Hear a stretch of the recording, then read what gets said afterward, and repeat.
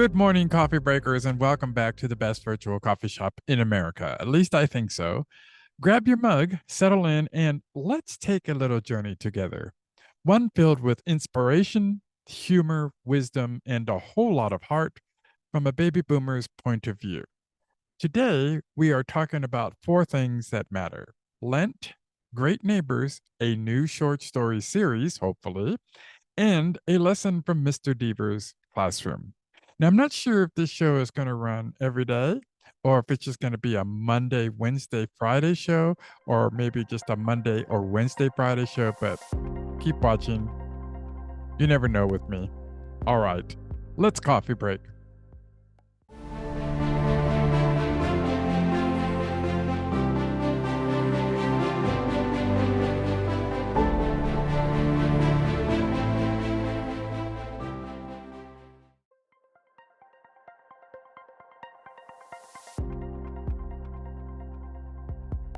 Hello, my friends, and welcome back. Listen, Lent is right around the corner. I mean, literally right around the corner. And the church invites us into something beautiful: a 40-day walk into the desert with Christ. Not a gloomy walk, for heaven's sakes, not a guilt trip, but a clarifying walk. Kind of like when you take a deep breath and then exhale slowly. It feels so wonderful, clarifying, fresh. However, you want to describe it, you feel better, right? And I think that's the objective of Lent, or at least that's part of what Lent does. By the time we end our journey in the desert with the Lord, the hope is for me that I'm going to feel fresh and just alive and ready to walk forward into the work that He has for me to do. Now, as baby boomers, we've lived long enough to know that life has its deserts, many deserts, seasons where God strips away the noise so we can hear Him again, right?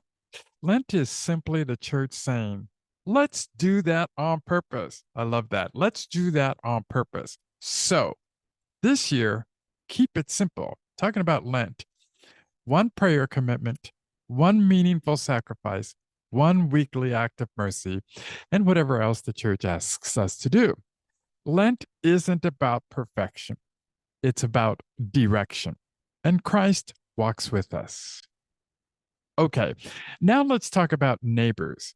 Not just being a good neighbor, because this is the whole premise of the Coffee Break Show, about how we react to and respond to our neighbors. So we don't want to just be good neighbors. We want to be great neighbors. As Father Mike Schmidt says, great is always better than good. Boomers grew up in a world where neighbors knew each other's names, borrowed sugar, and kept an eye on each other's kids. Today, I think we need that spirit more than ever. Wouldn't you agree? Being a great neighbor means noticing people, showing up, offering kindness without being asked, and seeing Christ in the person across the street. It's simple, but it changes everything. I'll be talking about that more often as this show progresses.